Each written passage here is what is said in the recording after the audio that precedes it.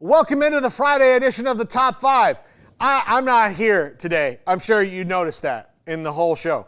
I wasn't here. But I have magical powers to pop up and do a Top 5 whenever I want.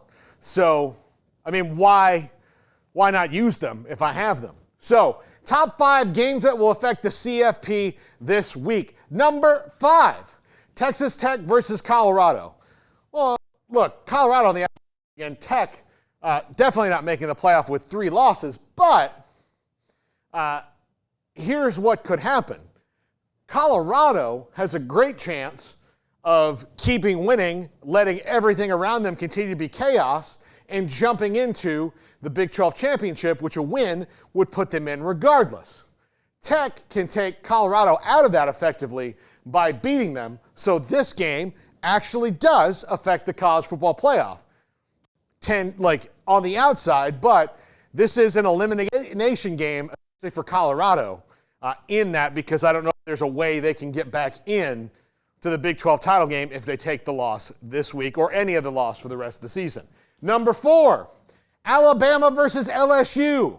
Garrett said it. Everybody in the country is going to be Tiger fans this week because Alabama, unjustifiably by most, ranked 11th, and this is an elimination game for either the Tide or the Tigers, who will, one of them, have their 3rd loss when this all shakes out. Now, LSU will have two good losses, one to Bama, one to A&M, and one bad one to USC. Alabama would have,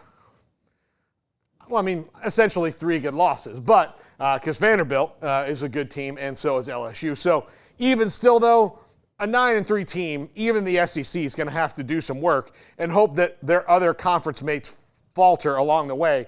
And there's just too many of them for that to happen in a realistic scenario. But I do agree with Garrett. Everybody's saying go Tigers this weekend.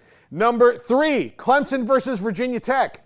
Virginia Tech out of this thing, but Clemson's got to be on upset alert again. That was a very bad loss they had to Louisville last week. Not in the terms of Louisville's a really good team, but not good when the first really good team you've played since Georgia in week 1 was Louisville, and you lost decisively.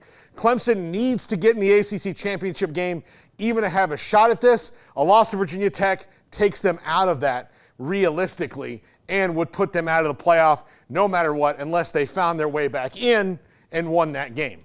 Number 2, the Holy War. Utah out of it. BYU very much in it, but losing to a Utah team that's in a free fall right now would not look good on BYU's resume.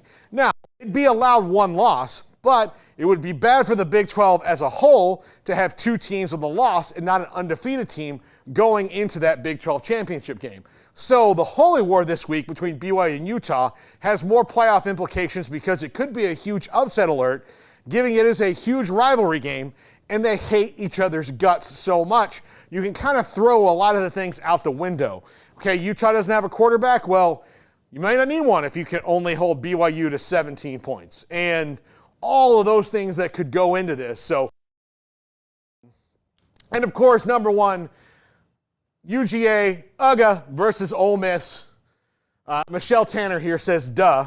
That's true. It's obviously the biggest one. A loss to Ole Miss doesn't kill Georgia's chances, but it doesn't help them. And a loss to Georgia puts Ole Miss out of it. So the winner of this game is sitting pretty, and the loser has some things to prove.